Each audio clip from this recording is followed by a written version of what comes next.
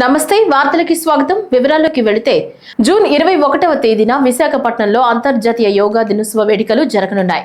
ఈ వేడుకలకు ప్రధానమంత్రి నరేంద్ర మోడీ ముఖ్య అతిథిగా హాజరు కానున్నారు. అందుకు సంబంధించి చేయాల్సిన ఏర్పాట్లపై విజయవాడలోని సీఎస్ క్యాంపు కార్యాలయంలో ప్రభుత్వ ప్రధాన కార్యదర్శి కె విజయానంద్ సంబంధిత శాఖల అధికారులతో ప్రాథమికంగా సమీక్ష నిర్వహించారు. ప్రధానమంత్రి మోడీ సూచనలతో 2014 డిసెంబర్లో ఐక్యరాజ్య సమితి జనరల్ అసెంబ్లీ జూన్ 21వ తేదీని అంతర్జాతీయ యోగా దినోత్సవంగా ప్రకటించగా 2015 జూన్ 21వ తేదీన మొదటి అంతర్జాతీయ యోగా దినోత్సవాన్ని ప్రధాని మోడీ చేతుల మీదుగా ప్రారంభించగా ఒకే వేదికపై 35,985 మంది యోగాసనాలు చేసి 2 గిన్నిస్ రికార్డులు సాధించడం జరిగింది. ఇప్పటి వరకు 10 అంతర్జాతీయ యోగా దినోత్సవాలు నిర్వహించుకోవడం అయింది. మే 2న ప్రధాని అమరావతికి వచ్చినప్పుడు 11వ అంతర్జాతీయ యోగా దినోత్సవ వేడుకలను విశాఖపట్నంలో నిర్వహించాలని, ఆ వేడుకలకు తాను హాజరవుతానని సభా వేదిక నుంచి ప్రకటించారు.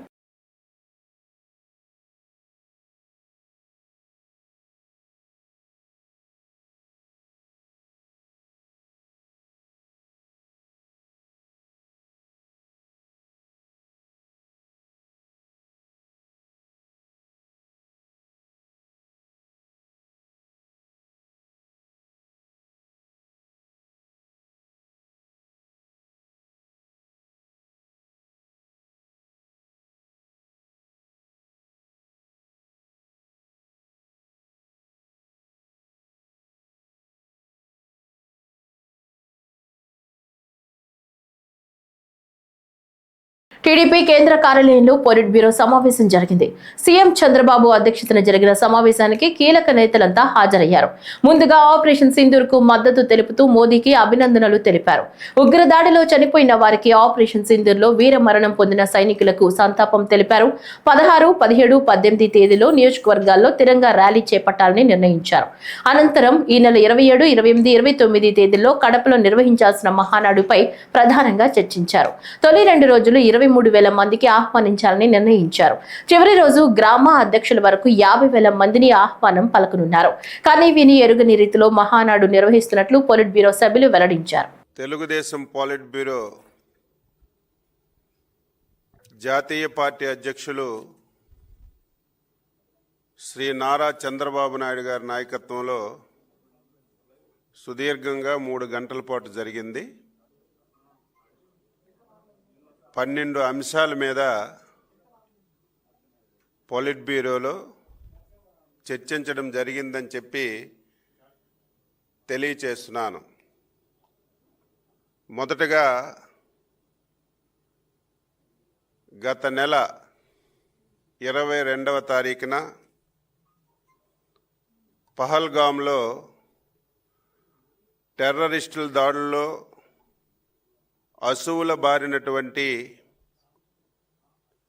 అమాయకులైనటువంటి 26 మంది యాత్రికులను ఉగ్రవాదులు పొట్టన పెట్టుకున్నారు. దీనిని పొలిట్ బ్యూరో తీవ్రంగా ఖండిస్తూ వారి కుటుంబ సభ్యులకి ప్రగాఢమైనటువంటి సానుభూతిని, సంతాపాన్ని తెలియజేస్తూ పొలిట్ బ్యూరో తీర్మానం చేసి 2 నిమిషాలు మౌనం పాటించడం జరిగింది. దీంతో పాటుగా తెలుగుదేశం పార్టీలో ఈ మధ్య కాలంలో ముఖ్యమైనటువంటి నాయకులు, మాజీ శాసనసభ్యుడు, మాజీ పార్లమెంట్ సభ్యుడు పాలకొండ రాయుడు గారు, జికే ఉల్లా గారు, వీరయ్య గారు, వీరయ్య చౌదరి గారు మరణం చెందారు.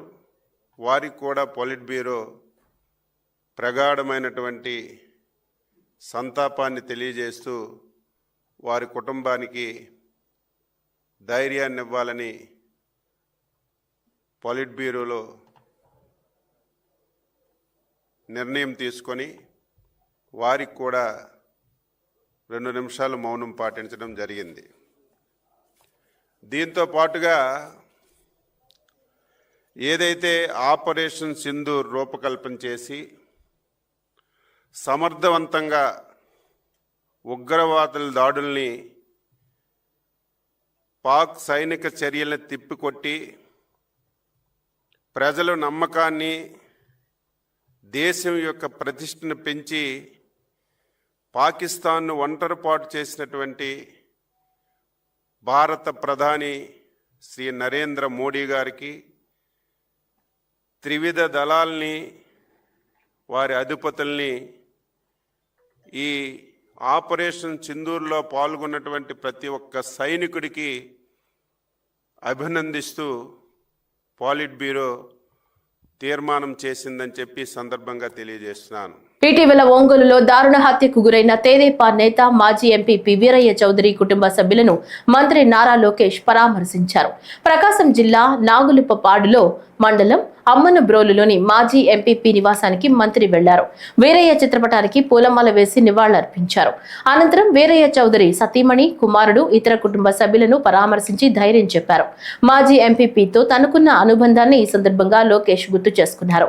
యువగళం పాదయాత్ర సమయంలో వీరయ్య చౌదరి తనతో పాటు అడుగులు వేశారని లోకేష్ తెలిపారు. పార్టీ బలోపేతం కోసం కృషి చేసిన ఆయన దారుణ హత్యకు గురవడం బాధాకరమని తెలిపారు. హత్య కేసు నిందితులకు కఠినంగా శిక్ష పడేలా చేస్తామన్నారు. వీరయ్య చౌదరి కుటుంబానికి పార్టీ అన్ని విధాలా అండగా ఉంటుందని భరోసా ఇచ్చారు. కుటుంబ సభ్యులకు తన ప్రగాఢ సానుభూతిని తెలియజేశారు.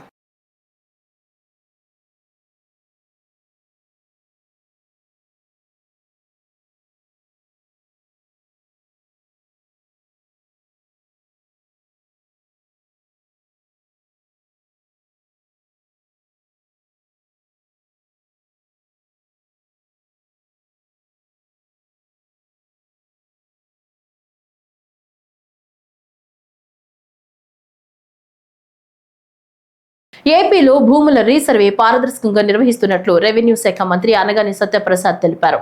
భూముల రీసర్వే, భూ రికార్డుల డిజిటలైజేషన్ పై కేంద్ర గ్రామీణాభివృద్ధి శాఖ ఆధ్వర్యంలో గుంటూరులోని ఐటీసీ హోటల్లో వర్క్షాప్ నిర్వహించారు. ఈ సందర్భంగా విలేకరుల సమావేశంలో మంత్రి మాట్లాడుతూ వైసీపీ పాలనలో భూముల రీసర్వే ప్రహసనంగా మారిందన్నారు. తాము భూ యజమానుల నుంచి వచ్చిన వేల అభ్యంతరాలను పరిశీలిస్తున్నామని తెలిపారు. గ్రామ స్థాయి నుంచి సభ నిర్వహించిన అభ్యంతరాలు వింటున్నామన్నారు. రీసర్వే కోసం కేటాయించిన నిధులు దానికోసమే వినియోగించాలన్నారు. 2500 ఎకరాలు ఉన్న ప్రతి గ్రామానికి ప్రత్యేక సర్వే బృందాన్ని పంపిస్తున్నామన్నారు. గత ప్రభుత్వం భూ సర్వే రాళ్లపై బొమ్మలు వేసుకుందన్నారు. రైతులకు భూమి సెంటిమెంట్ ఉంటుందని దాన్ని జగన్ ప్రభుత్వం గుర్తించలేదన్నారు. కూటమి ప్రభుత్వం అధికారంలోకి రాగానే అన్ని చక్కదిద్దేలా చర్యలు చేపట్టామని తెలిపారు. All the state officials, all of you, a very warm welcome and thank you for taking the pain to come all the way to the Guntur. I hope Guntur has been treating you well because this is a very warm place. Not only warm, it's quite burning with chillies around here. So I hope you will get to enjoy some delicious food and this conference will be successful to you. And it gives me even more happiness because,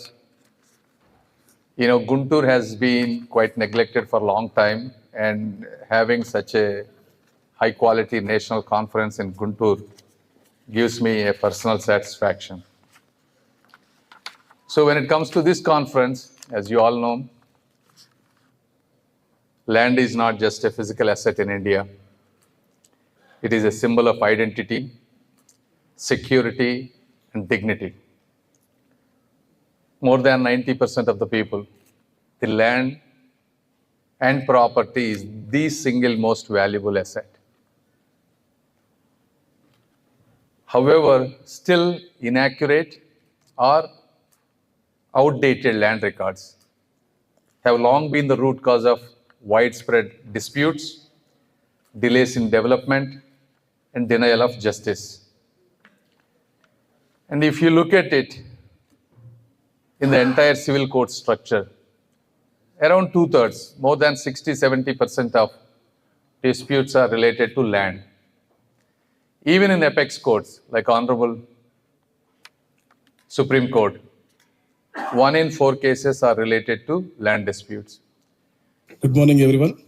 On behalf of people of Andhra Pradesh and our visionary leader, Sri Nara Chandrababu Naidu Garu, I take the privilege of inviting our chief guest, Sri Chandrasekhar Pamasani Garu, who is also MP from the Guntur Parliament. centrality of land to the dignity and livelihood of millions of farmers and landowners, we took immediate steps to review the existing survey systems. We found that previous administration, which has conducted the resurvey in haste, setting unrealistic targets and concluding the process in 6,688 villages within an unfeasible short time. If there were any grievances which we have to address, then those period, no time was given. Only 10 days or 15 days time was given for the farmers to appeal for grievance settlement. So previously it was done like that. But now, after we have taken the resurvey 2.0, our government initiated a corrective path and decided to relaunch. As per the directions of the Honorable CM, and as a Revenue Minister, I instructed the authorities to review each complaint. We have organized special Gram Sabhas in all the 6688 villages, and we got 2.8 lakh grievances. అస్వస్థతకు గురైన YCP నేత గన్నవరం మాజీ MLA Vallabhaneni వంశీని ఇవాళ ఉదయం 10 గంటల ప్రాంతంలో పోలీసులు జైలు నుంచి విజయవాడ ప్రభుత్వ ఆసుపత్రికి తరలించారు. ఈ మేరకు ఆయనకు డాక్టర్లు వైద్య పరీక్షలు నిర్వహించారు. వంశీ ప్రధానంగా శ్వాస సంబంధిత సమస్యతో బాధపడుతున్నట్లుగా గుర్తించిన వైద్యులు కావలసిన మెడిసిన్స్ ను అందజేశారు. అనారోగ్య కారణాలతో ఆయన ఇటీవల కాలంలో భారీగా బరువు తగ్గారు. విజయవాడ కోర్టు ఆదేశాల మేరకు వంశీకి ఇప్పటికే 2 సార్లు వైద్య పరీక్షలు నిర్వహించారు. అనంతరం ఆయనను పోలీసులు తిరిగి విజయవాడ జైలుకు తరలించారు. జైల్లో ఉన్న వంశీని చూసేందుకు ఆయన అభిమానులు, పార్టీ కార్యకర్తలు పెద్ద ఎత్తున ప్రభుత్వ ఆసుపత్రికి తరలివచ్చారు.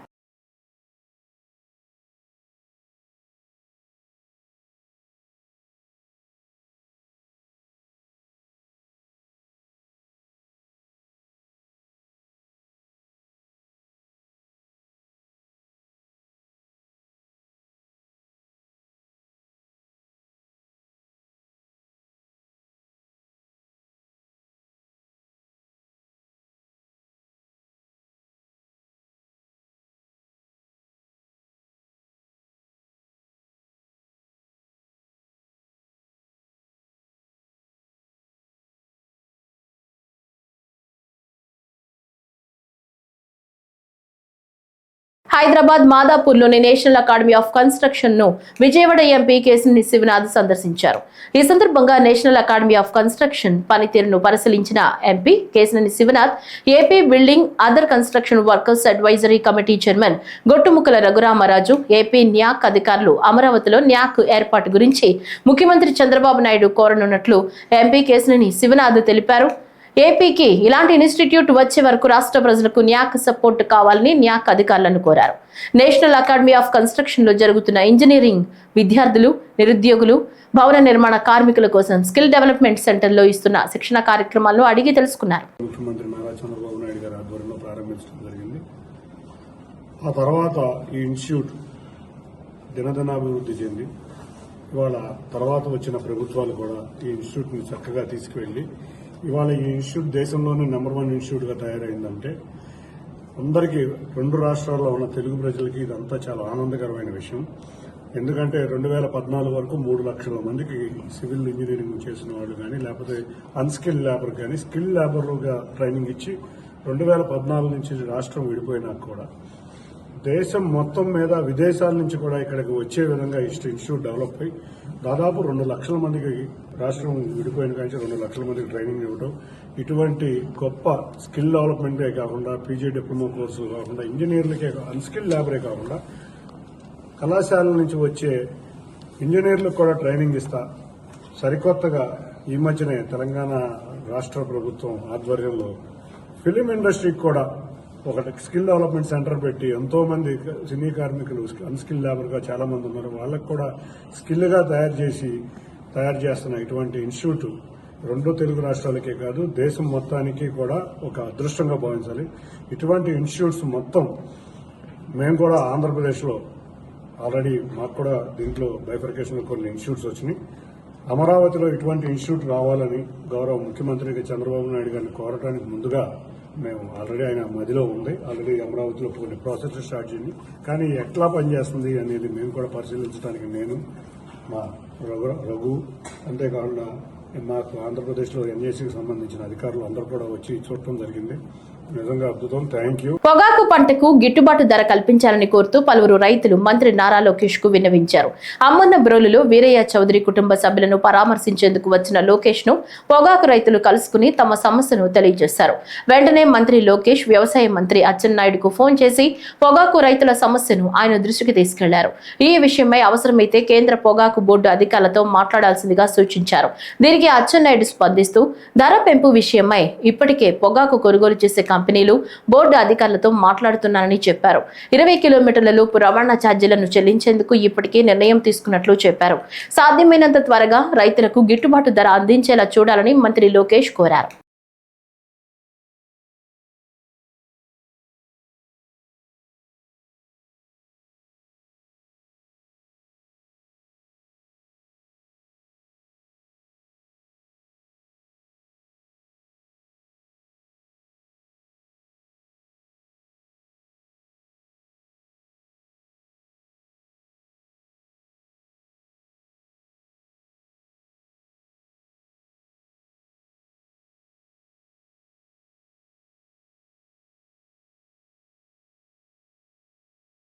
తెలుగుదేశం పార్టీ తలపెట్టిన గ్రీవెన్స్ కార్యక్రమంలో భాగంగా నేడు మంగళగిరిలోని టీడీపీ కేంద్ర కార్యాలయంలో దేవాదాయ శాఖ మంత్రి ఆనం రామనారాయణ రెడ్డి పాల్గొన్నారు.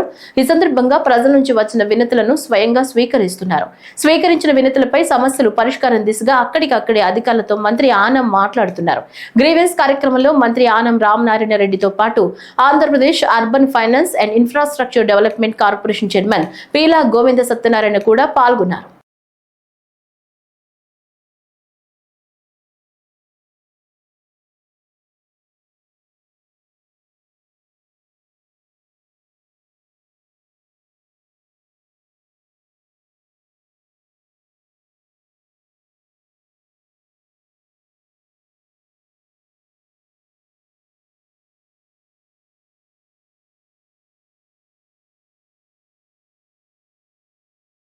కేంద్ర మాజీ మంత్రి కాంగ్రెస్ పార్టీ సీనియర్ నాయకులు చింతామోహన్ మీడియా సమావేశం ఏర్పాటు చేశారు. ఈ సందర్భంగా మాట్లాడుతూ యుద్ధం మొదలైంది, మధ్యలో ఆగిపోయింది, ఎందుకు మొదలు పెట్టారో ఎందుకు ఆపేశారో ఎవరికీ తెలియదన్నారు.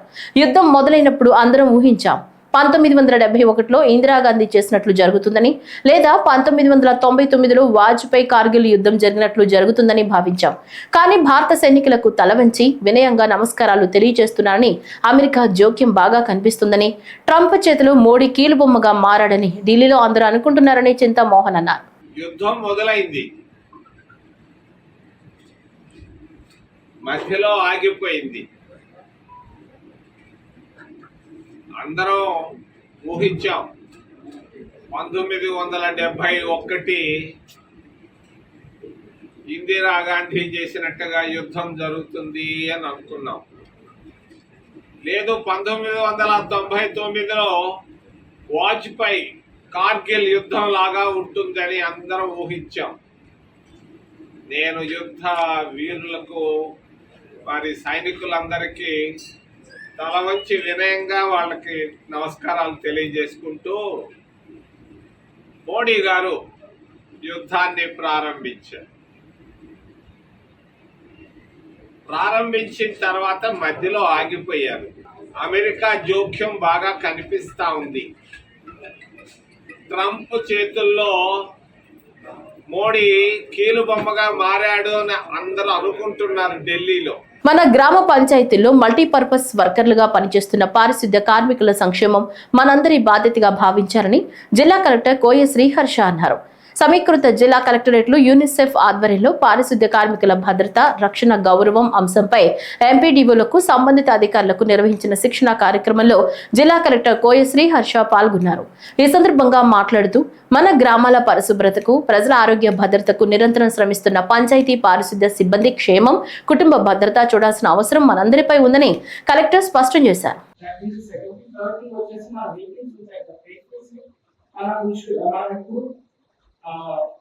human factors but every month MPO should have a case by now. Request action maintenance sector side, average cover mileage request annual maintenance sector is now we level of planning in case possible.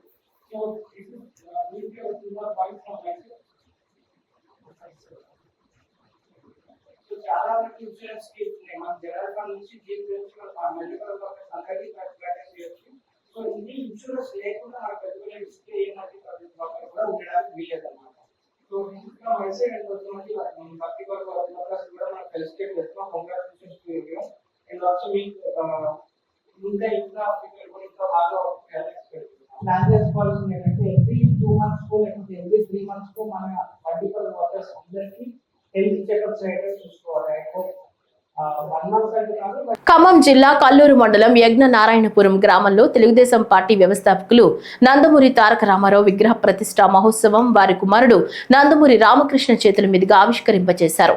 ఈ కార్యక్రమంలో మాట్లాడిన వక్తలు నందమూరి తారక రామారావు చేసిన సేవలను కొనియాడారు. ఈ విగ్రహావిష్కరణ కార్యక్రమానికి ప్రజలు భారీగా హాజరై ఎన్టీఆర్ సేవలను నెమరు వేసుకున్నారు. నందమూరి తారక రామారావును యుగ పురుషుడిగా అభివర్ణించారు.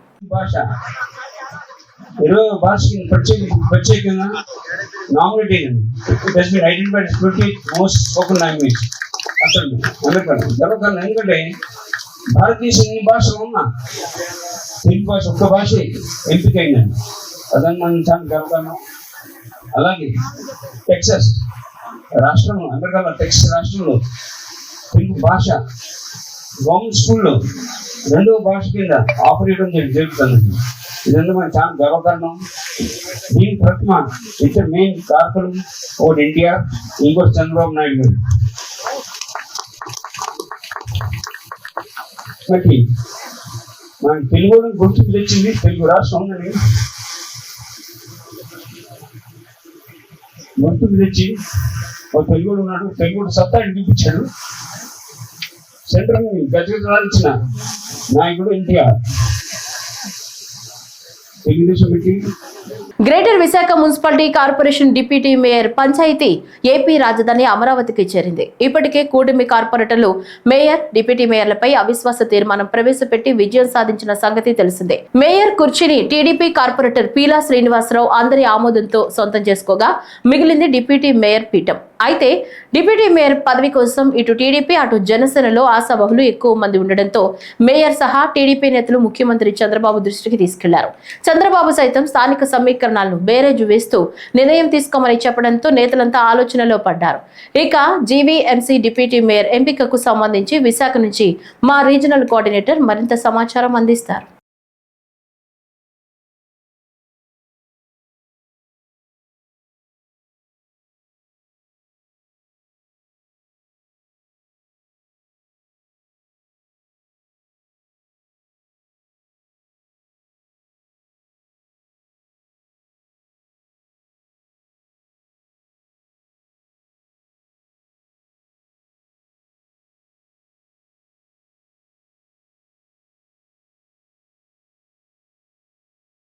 ఆపరేషన్ సింధూర్ విజయవంతమైన నేపథ్యంలో ఈ నెల 17వ తేదీన శనివారం కూటమి ప్రభుత్వం ఆధ్వర్యంలో భారీ ర్యాలీగా తిరంగా యాత్ర కార్యక్రమాన్ని నిర్వహించనున్నట్లు కూటమి నేతలు తెలిపారు.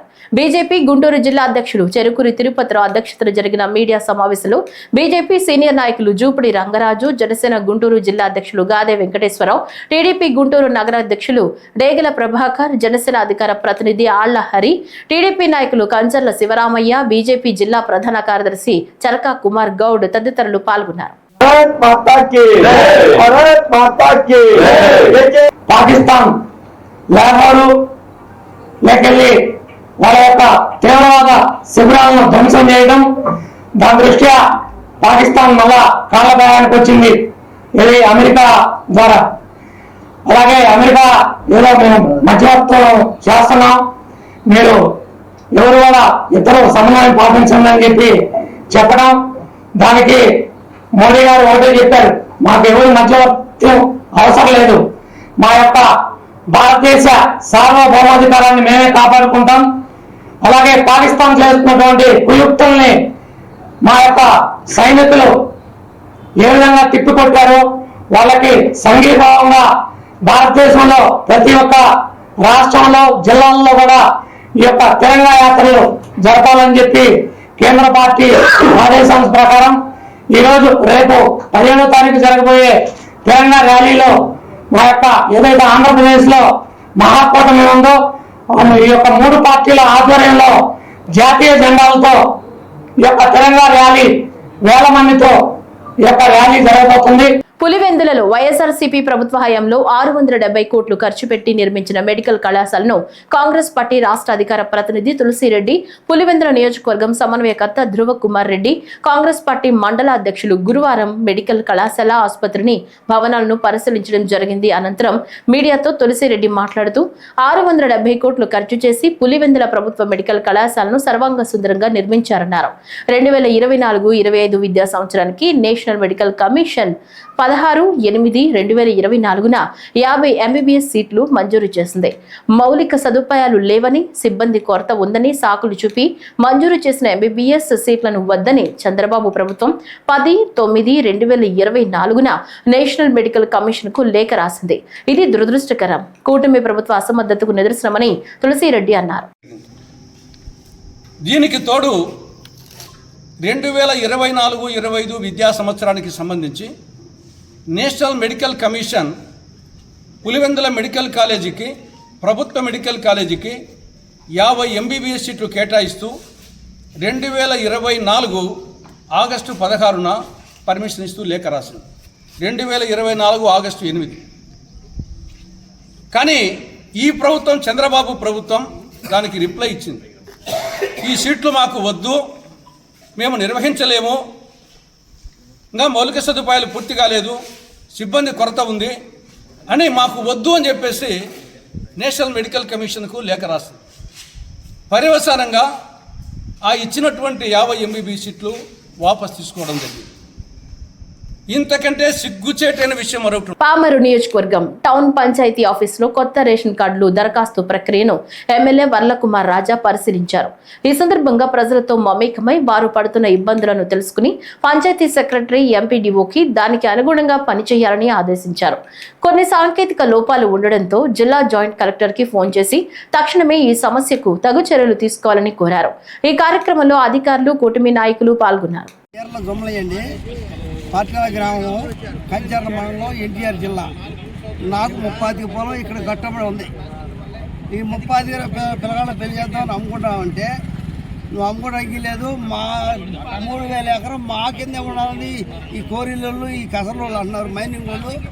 మాకు కాలువ పూర్తి చేసి రోడ్లు కోసం కోరిళ్ళు కట్టి కాలువలో ఈ వద్దలు కట్టుకొని, ఈ ఎన్ఎఫ్సి కట్టుకొని మాకు నీళ్ళు రాకుండా చేశారు. మళ్ళీ ఈ గట్టుకి గొర్రెలు, మేకలు, గేదెలు అన్నీ పోయి బతికాయి. ఆ ఆధారం లేకుండా పోయింది. రాయిలో కర్ర కొట్టుకుని బతికేవాళ్ళు, అది లేకుండా చేశారు. మేదర్లో కర్ర తీసుకుని బుట్టలు అల్లుకునేవాళ్ళు, అది లేకుండా చేశారు. మేము గట్టుకెళ్ళి పొలాలు పండితే దుమ్ముకి ఆ పొలాలు పండక కొనేవాళ్ళు లేక ఆగమైపోతున్నామండి. మమ్మల్ని ఈ గవర్నమెంట్ సహకరించి మమ్మల్ని కనిపెట్టి చూడాలి. తెనాలి మార్కెట్ యార్డుపై కూటమి ప్రభుత్వం దృష్టి సారించింది. 1,40,00,000తో సీసీ రోడ్లు, మరుగుదొడ్లు నిర్మాణం చేపట్టాలని నిర్ణయించింది. పంట ఉత్పత్తులను మార్కెటింగ్ చేసుకునేందుకు, ధాన్యం నిల్వ చేసేందుకు తెనాలిలో ఏర్పాటు చేసిన వ్యవసాయ మార్కెట్ యార్డ్ ఎట్టకేలకు అభివృద్ధి పనులు ప్రారంభమయ్యాయి. 5 ఏళ్ల వైసీపీ పాలనలో అభివృద్ధి కుంటుపడింది. రైతాంగాన్ని తీవ్ర నిరాశకు గురి చేసింది. నిమ్మ, ధాన్యం, ఇతర పంటల ఉత్పత్తులను మార్కెటింగ్ చేసుకునేందుకు ఈ యార్డ్ పెట్టింది పేరు. తెనాలి, కొల్లిపర, చుండూరు, దుగ్గిరాల వంటి పలు ప్రాంతాల నుంచి రైతులు నిమ్మకాయలను యార్డుకు తీసుకొచ్చి అమ్మకాలు జరుపుతున్నారు. ఇక్కడి నుంచి వివిధ రాష్ట్రాలకు ఎగుమతులవుతున్నాయి. నిత్యం వందలాది మంది రైతులు వచ్చిపోయే మార్కెట్ యార్డు ప్రాంగణంలో కనీస మౌలిక సదుపాయాలు, వసతులు కూడా లేవంటే అతిశయోక్తి కాదు. వ్యవసాయ మార్కెట్ యార్డులో ప్రధాన సమస్యలపై ప్రత్యేక దృష్టి పెట్టింది.